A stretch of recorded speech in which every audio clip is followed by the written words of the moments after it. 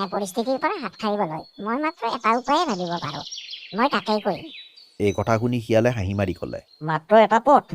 ঐ মেকুৰী ৰাণী, তুমি কেনেকৈ এটা উপায়েৰে হিংস্ৰ প্ৰাণীৰ পৰা নিজকে বচাব পাৰিবি? মোক চোৱা, মই সেইবোৰ এৰাই চলাৰ হাজাৰ হাজাৰ উপায় জানো। যদি কোৱা তেন্তে মই তোমাক এটা দুটা উপায় শিকাই দিব পাৰোঁ। কাজিৰঙাৰ হাবিত চৰাই চিৰিকটি জীৱ জন্তু সকলোবোৰে ধুনীয়াকৈ শান্তিৰে বাস কৰিছিল। সেই জীৱ জন্তুবোৰৰ মাজতে এটা মেকুৰী আৰু এটা শিয়ালৰ মাজত ভাল বন্ধুত্ব আছিল। প্ৰায়ে একেলগে সময় কটায়। সিহঁতৰ দিনবোৰ বৰ আনন্দৰে পাৰ হৈ গৈছিল।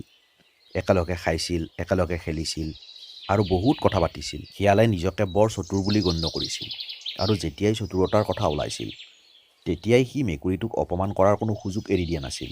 কেতিয়াবা মেকুৰীটোৱেও তাৰ কথাবিলাকত বেয়া অনুভৱ কৰিছিল।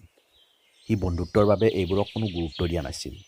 এদিন দুয়ো দুপৰীয়া আহাৰ গ্ৰহণ কৰি গছৰ ছাঁৰ তলত জিৰণি লৈ আছিল।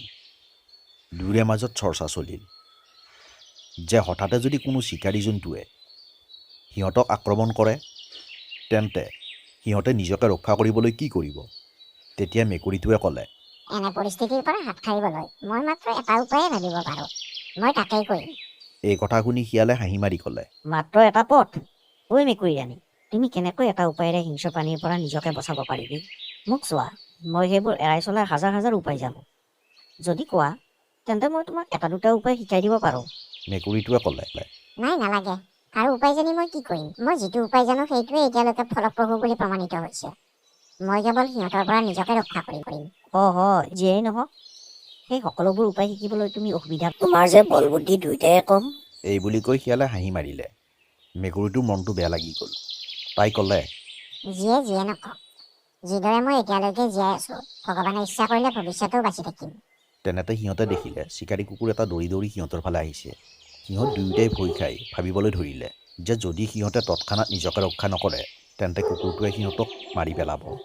এনে পৰিস্থিতিত মেকুৰীটোৱে উদ্ধাৰৰ এটা পদ্ধতিহে জানিছিল আৰু সি সেই পদ্ধতিটোকেই গ্ৰহণ কৰিছিল।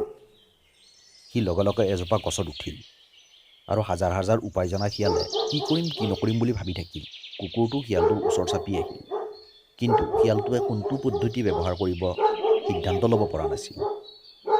ইতিমধ্যে চিকাৰী কুকুৰটোৱে শিয়ালটোৰ ওপৰত জঁপিয়াই পৰিল আৰু তাক মাৰি পেলালে। এই সাধুটোৰ পৰা আমি এইটোৱে শিকোঁ যে কাম নকৰা সকলো পদ্ধতিতকৈ কাম কৰা এটা পদ্ধতিয়েই বহুত বেছি ভাল।